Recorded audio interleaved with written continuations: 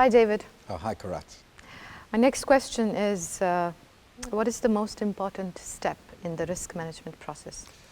Yes, I'm often asked this. I wonder why people ask that if they want to spend time just on one part of the process and maybe rush through the rest. There are different answers. I have my personal view, which I'll share with you in a moment. But you could say that every step is important. If you don't set objectives, then you can't identify the risks. Right. If you don't identify the risks, then you can't manage them. If you don't prioritise them, then you could be wasting time managing small risks and miss the big ones. So clearly, objective setting, identification and prioritisation are really important. Then planning responses. If you don't do anything, nothing changes. If you don't tell anybody, nobody knows. If you don't review the risk exposure, the risk position, it soon goes out of date. Right. So every step is important. But here's the question. If it's a risk management process, I think there's one place where you actually manage the risk. So objective setting is saying what is at risk. Risk identification is saying what are the risks, but you still haven't managed anything. Risk assessment or prioritisation is saying which are the big ones, but you still haven't managed anything. Planning risk responses is deciding what you will do, but you still haven't managed anything. Implementing risk responses is when we manage the risk. Okay? And then reporting, well, we tell people what we've done, that's not managing anything. And reviewing and updating, that's not managing anything either. The one place where we actually manage the risk is in implementing the risk responses. So for my preference, my choice would be to say implementation of risk responses is the most important, because if we don't do that, then we haven't managed the risk. There's quite a famous little riddle which I like to ask my students and my friends and my clients. And so I'm going to ask you.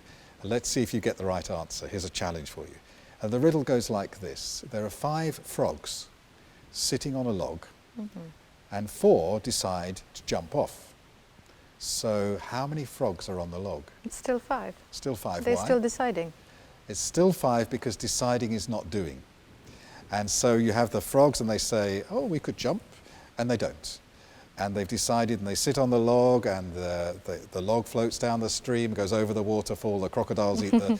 We have to jump. They have to jump, otherwise nothing has changed. Nothing's changed. And the whole of the risk management process up to planning responses is making a decision. What are the risks? Which are the big ones? What could we do? Then we make a decision. We'll do this then. But we still have to jump. Correct. And if we don't, the frogs are still on the log, and nothing has changed. And very often we document our risks in the risk register. We've identified them, prioritised them, planned responses, given them owners. We write it all down. Then we close the risk register and we file it, and we do nothing. And nothing changes. And then 1 month later or 3 months later, it's time for a risk review. So we pull out the risk register, we blow the dust off, we see, what did we have? Nothing's changed. Well, of course, things have changed because some of the risks have happened and some of the risks have gone past.